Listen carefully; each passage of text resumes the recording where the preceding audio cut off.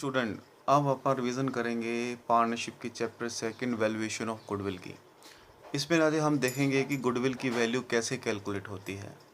और गुडविल के बारे में तो आप जानते हैं, जो बिजनेस की रेपुटेशन को बोला जाता है।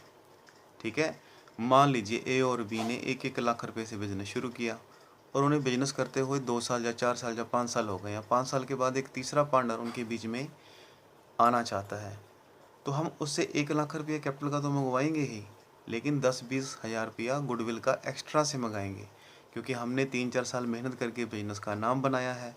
अब इसका फ़ायदा अगर उसने उठाना है नए बंदे ने, तो वो गुडविल का पैसा लेकर आएगा।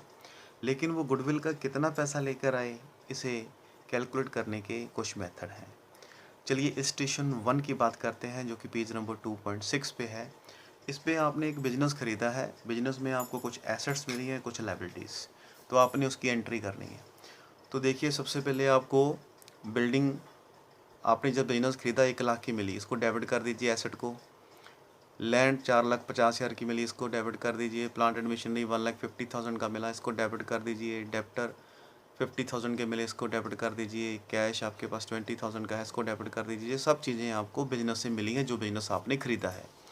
तो जितनी भी एसेट आपके पास है, ये आपने डेबिट कर दी। अब जितनी भी आपको लायबिलिटीज़ मिली, उसको क्रेडिट करना है, क्योंकि लायबिलिटीज़ ऑलवेज क्रेडिट के रास्ते से आती हैं। क्रेडिटर 40,000 के मिले, क्रेडिट कर दीजिए। सैलरी पेएबल 10,000 की है, क्रेडिट कर दीजिए। बैंक लोन 3 लाख का है, क्रेडिट कर दीजिए। बैंक 4,50,000 का है। ये क्या है? ये बैंक आपने उसको पेमेंट की है बिजनेस की। आपने उसको कितनी पेमेंट की है? 4,50,000 की, तब आपको ये बिजनेस मिला है, तो वो पेमेंट भी आपने क्रेडिट करनी है। और आप देखोगे कि आपकी ये जो लायबिलिटी साइड है, ये टोटल करोगे अमाउंट का तो बड़ी आ रही है, और एसेट साइड का टोटल करोगे तो वो लायबिलिटी से छोटा है। अब लायबिलिटी के टोटल में से एसेट का टोटल माइनस करेंगे, तो यहाँ पे 30,000 की बैलेंसिंग फिगर आएगी, जिसको आपने नाम देना है गुडविल। अगर आपकी एसेट साइड कम आए तो आपने गुडविल का नाम देना है। अगर आपकी लायबिलिटी साइड कम आए तो आपने कैपिटल का नाम देना है। यहाँ पे लायबिलिटीज़ ज़्यादा है, एसेट्स कम है, तो एसेट साइड में आपने 30,000 डाल के गुडविल लिख देना है। अब आज इलस्ट्रेशन 2 का हम सबसे पहले मेथड करेंगे एवरेज मेथड, जिससे आप गुडविल की वैल्यूएशन कर पाओगे। इस मेथड में होता कुछ नहीं है, इसमें आपको कुछ सालों के प्रॉफिट दिए होंगे, जैसे आपको केस नंबर 1 में दिया हुआ है कि पहले साल का प्रॉफिट 1,20,000 है, सेकेंड ईयर का 1 लाख है, थर्ड ईयर का 1,25,000 है, फोर्थ ईयर का 1,80,000 और फिफ्थ का 1,75,000। तो आपने करना क्या है कि ये जो 5 सालों के प्रॉफिट है, इसका सबसे पहले सम अप करना है, और सम अप कितना आ रहा है आपका? 7 लाख।